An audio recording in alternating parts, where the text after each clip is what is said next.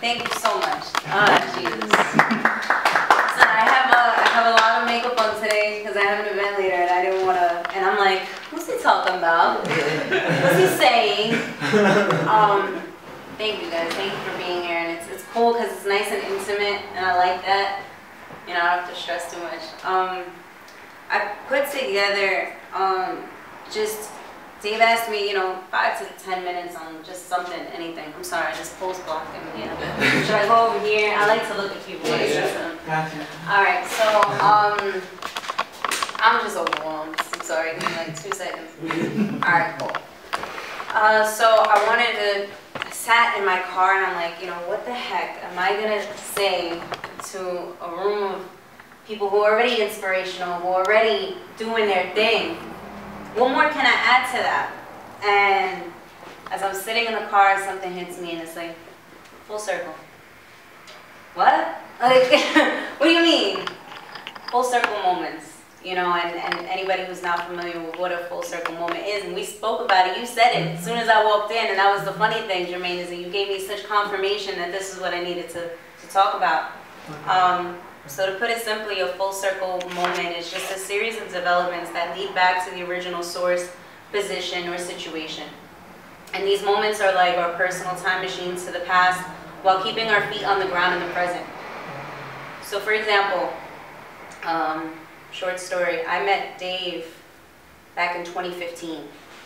And it was by pure chance and accident. I was hanging out with a good friend of mine who's still a photographer and videographer on the island. He goes by the name of Way Up the Block.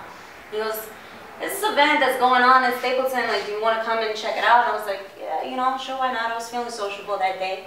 And I said, you know, what's the name of the event? He goes, well, it's Coolin' on Castleton. I was like, okay. And I was already living in Jersey, so I didn't really know much about the events that were going on in Staten Island, but I was like, I'll go check it out.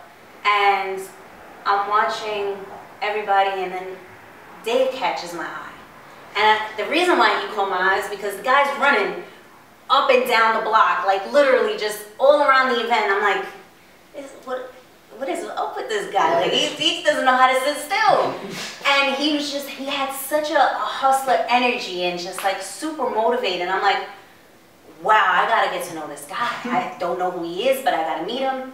And it just so happened, I don't even know, I don't think it was the friend that I was with, but somebody else that just mentioned, like, oh, this is Dave Noodles. And I was like, oh, okay, cool.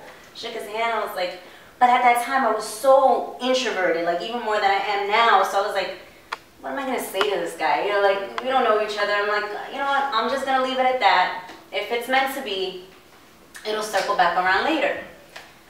So sure enough, 3 years down the line, I started up a show called La Cocina Podcast. And I was in my basement in my grandparents' home at the time. It was 2018. As a matter of fact, you came on the show October 28th in 2018. What I didn't tell you was when you came through to the basement of my grandparents' home was that my grandmother was actively dying upstairs. Wow. She had lost consciousness 2 days prior.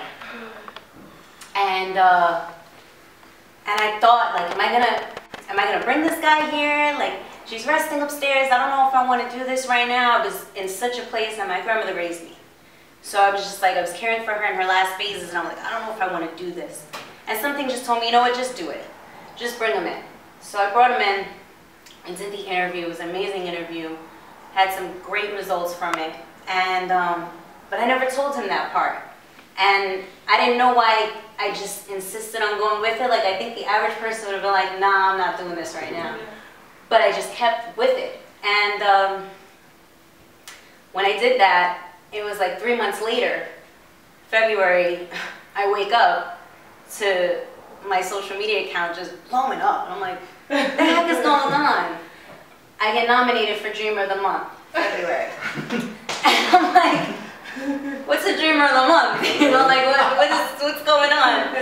And so finally when I figured out what it was, I was like, okay, time to let everybody I know that this is happening and I need their support. And without those people, my family, my friends, just even plain strangers who I've just connected with on social media. I was just like, please help me out. I really want this. I don't even know why I really wanted it. I just wanted it. Like everything else was going so wrong. Like, and it's crazy because Dave met me up in a place where I was virtually at my lowest. There was really like no lower than that. And I'm just like, why would the universe allow him to come in now when I'm such a mess? Like literally mess. So I'm like, all right, so I ran with it, and I just kept working at it, kept working at it, kept working at it, kept connecting with people. And here we are. February, again.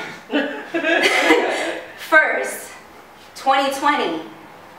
And it's like this huge full circle moment of just like from 2015 to 3 years down the line to 3 months later to 3 days. It's like, really?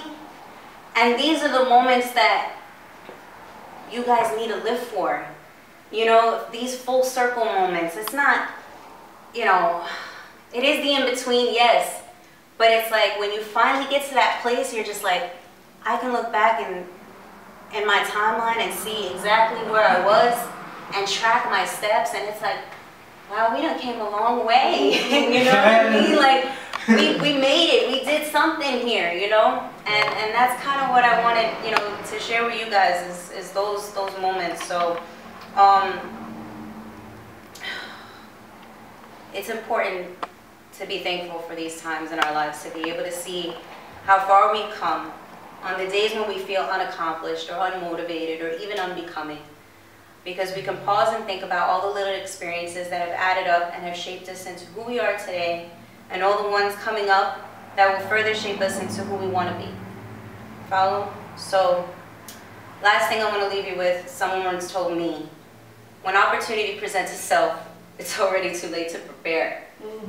And so I say that to say, keep preparing yourself, as even the darkest of times of your life are preparing you. As Dave would say, never stop dreaming, because you'll find that these full circle moments will come more naturally and frequently to you over time. So thank you guys.